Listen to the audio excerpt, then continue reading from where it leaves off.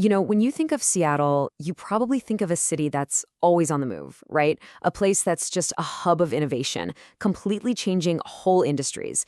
I mean, from coffee to cloud computing, its whole story is just constant motion. So what happens when that motion kind of seems to hit the brakes? So, today we're going to look past all those headlines you've probably seen about empty offices and really try to get to the heart of the story. What's actually going on with Seattle's commercial real estate market? Think of this as our explainer on a market that's, well, it's in the middle of a huge recalibration. And we're going to explore what that really means for its future. All right, let's jump right in. Because, to really get a handle on where Seattle is headed, you've got to first understand the sheer power of its economic foundation. It's the bedrock of everything. I mean, just look at these names for a second. We're not talking about local shops here. These are global titans. Amazon, Microsoft, Boeing, Starbucks, Costco. I mean, come on. These are names household names that absolutely anchor this region's economy and frankly influence markets all over the world. And that is the key thing to remember. This city is not a one-trick pony. For a long, long time, Seattle has been this critical gateway for, well, everything, from aerospace and tech to international trade. All of that gives its economy this really diverse and incredibly solid foundation. But, big companies are only half the equation, right? The real engine behind all that innovation, that's the people. And that's what we're diving into next.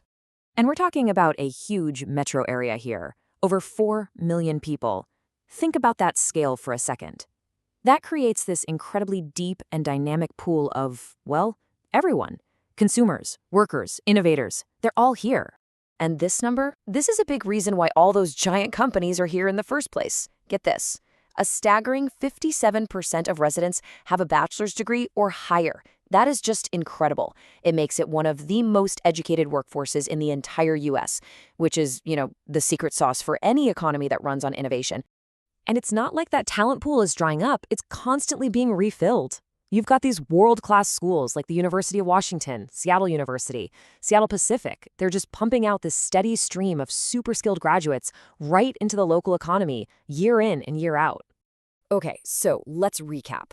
We've got this powerhouse economy, right? And this amazing pool of talent. But, and this is the big but, right now the city is navigating a massive shift, a great recalibration, if you will, as it tries to adapt to this whole new post-pandemic world.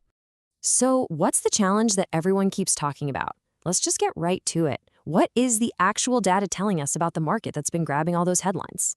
Okay, let's break these numbers down because they can look a little intimidating. That 21% vacancy rate, that's the big one that catches everyone's eye. Basically, it means about a fifth of all office space is sitting empty. Then you've got this term negative net absorption. All that really means is that more companies moved out of office space than moved in. So yeah, these two numbers together are what's driving that whole story about a struggling office market. But, and here's where it gets interesting, this isn't just a story about decline, it's more of a strategic shift. Think about it. Tenants, the companies renting the space, they have way more power to negotiate now. And what we're seeing is this clear flight to quality. Basically, companies are ditching their older kind of blah buildings for new, modern spaces with awesome amenities. So the market is really just reshuffling itself, not just shrinking. And this is so important to understand. The office market isn't the whole story, not by a long shot. When you zoom in a little closer, you start to see a way more detailed picture. It's really a tale of different markets that are all acting, well, very differently. Just look at this comparison. It's like a tale of two completely different sectors. On one hand, you've got the office market, which is kind of figuring itself out. But then you have the industrial market, totally different story. Demand is strong, vacancy is low, and since not a lot of new stuff is being built, it's actually setting itself up for some serious long-term strength. And this chart really makes it obvious, doesn't it? Just look at those vacancy rates. Retail is down at 3.1%. Industrial at 6.1%, and then you have office way up at 21%. I mean, retail and industrial are doing great. It really shows you how misleading it is to only focus on that one office number.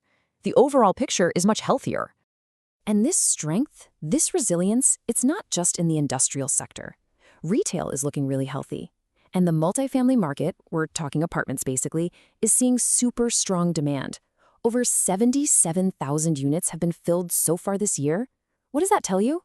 It tells you people still really want to live here and shop here. And those are absolutely vital signs for any healthy city. Okay, so let's zoom back out and look at the big picture again.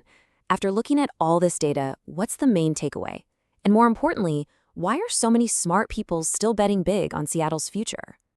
And really, this is the bottom line. Markets go up, they go down, that's normal. But those fundamental pillars of Seattle's success, that powerhouse economy and that world-class talent pool we talked about at the beginning, they haven't gone anywhere. They are still firmly in place. A little bit of short-term turbulence just doesn't erase that kind of long-term strength. And hey, don't just take my word for it. Investors are seeing this loud and clear. The long-term view is that Seattle is and is going to continue to be an excellent place to deploy capital and build connections that move deals forward. Now, that is a pretty powerful vote of confidence, don't you think? You know, when you just look at a shot of the city like this, you're not just seeing buildings. You're seeing a history of constant adaptation. It went from a timber town to an aerospace hub, and then to a global tech giant. For Seattle, change isn't something that happens once in a while. It's just the way things are. And that kind of brings us to our final thought. For a city like Seattle, and really for any of the world's top cities that are trying to figure out this new era, maybe the big question isn't just about growth anymore. Maybe it's about reinvention. What do you think?